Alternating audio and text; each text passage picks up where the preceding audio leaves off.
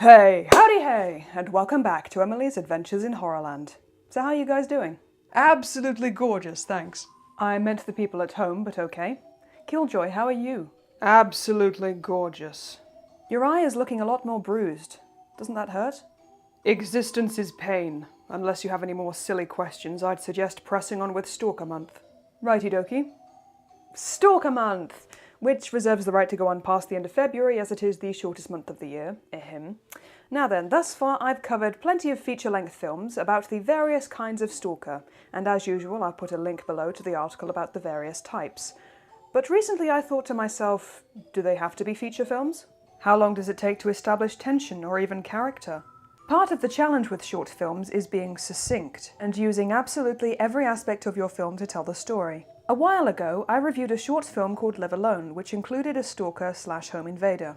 I'll put the link below. Now, though, I've tried to search for short films about stalkers, and they've all been called Stalker, so that narrows it down. One of them did hook me purely because of the synopsis in the video description. It is an interesting concept, and so I'd like to cover it today. This is the short movie simply known as Stalker. Yep. We open with, Hey, honey face? What kind of font was it again? Trajan Pro. Trajan Pro, yes, classic stalker font. Our main character is Andrew, on his way to an important meeting. I'm almost there, give me 5 more minutes. You've got 2. Who's this woman who can't spare 3 minutes? Oh, she's a literary agent. To be fair, I know those people are very busy, but they're not actually Liam Neeson, are they? Watch where you're walking, arsehole. Hoo-hoo, look how dynamic. Andrew makes it to the abandoned pub where his agent Rachel holds her office and has a seat. She's in charge of sending out drafts of his novel to various publishers, and naturally, he wants to know how it's going. The publishers rejected it. What did they say? They all pretty much said the same thing. Weak character development, especially the main villain. I tend to agree that is a good reason to reject a novel, but it raises the question, why did Rachel take him on in the first place? Ordinarily, an agent doesn't accept money directly from their client. They make it by taking a percentage of the sales of the book once it gets published, which means they have to be pretty certain it will be published. Maybe she's one of those shady agents who does request a prior payment. Who cares? He's a terrible writer either way. She goes on to explain. I've read 3 drafts of your novel and the publishers are right in rejecting it. I can make the villain work. I just need to... A psychopath wearing a clown's mask, running around killing people? If it's not going to work in this one, then I'm sure it's not going to work in the next one. Which is fair, you know. The media's pretty saturated with evil clowns, not to mention the evil clowns actually roaming the streets. She offers him another opportunity, basically editing or reading through other people's works, which he refuses. All he wants to do is write. Don't you see? Your characters are all weak because all you do is sit on your desk and write. When was the last time you went out and did something? For fuck's sake, when was the last time you even had a shag? Whoa, okay. Again, lack of experience can be a problem. When I was doing my creative writing course, at one point we had to submit a first chapter of a novel for the group's consideration, and my protagonist was a young man called Matthew. The group thought that he was younger than he was, too sensitive to be male, and was perhaps on the autistic spectrum. Basically, he was too much like the author. Whoops.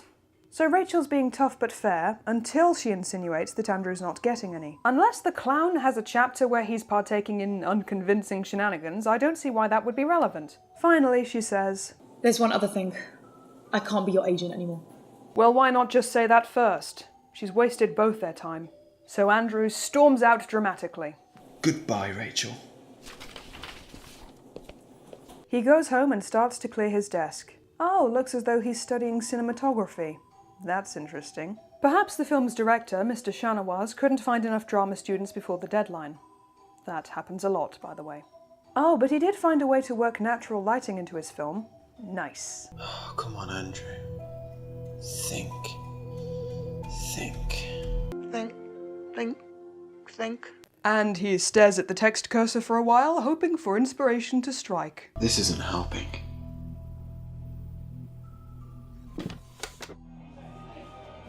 Alcohol, the solace of all tortured creative types. Now the short thus far has been fine. Very well lit, nicely framed, and the actors are doing their best. I mean, I'm no great thespian, so... Oh, fuck! Shit. If there's one thing I'd change about this whole short, it would be fewer lines. A lot fewer.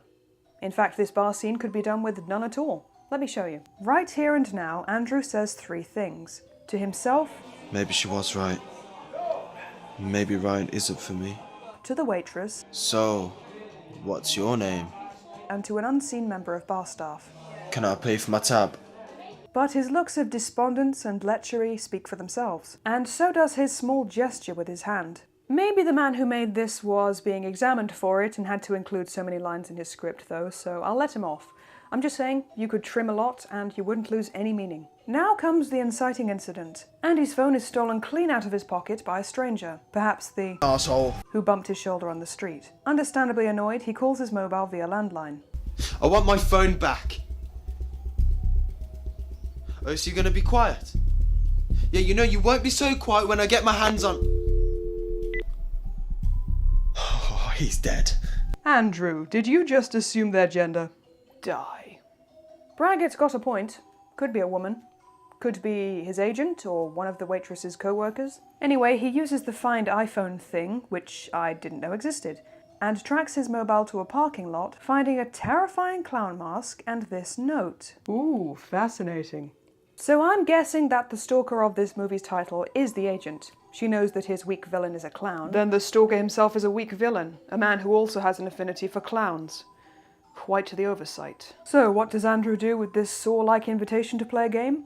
He of course accepts, taking home the mask and viewing a video of himself uploaded to the iCloud, without notifying the authorities. In fact, he decides that this could be just the type of inspiration he's been looking for. I'd call it art imitating life, but it's more like art passing off life as an original piece of work. Oh, whoop-de-doo, he wrote a chapter heading.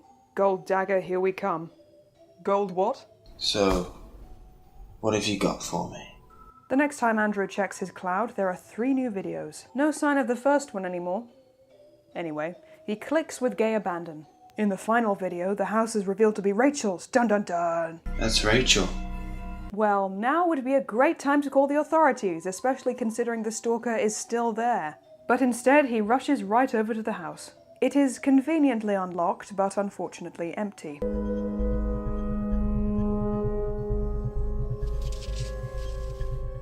Ooh, fairly disturbing. When Andrew gets home, he finds one final video. Rachel tied up in a bathtub and a stranger wearing the mask. The mask. The mask.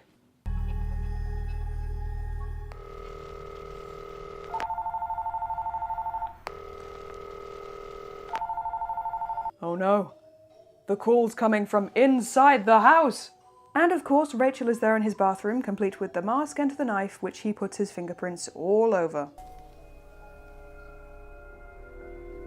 Andrew?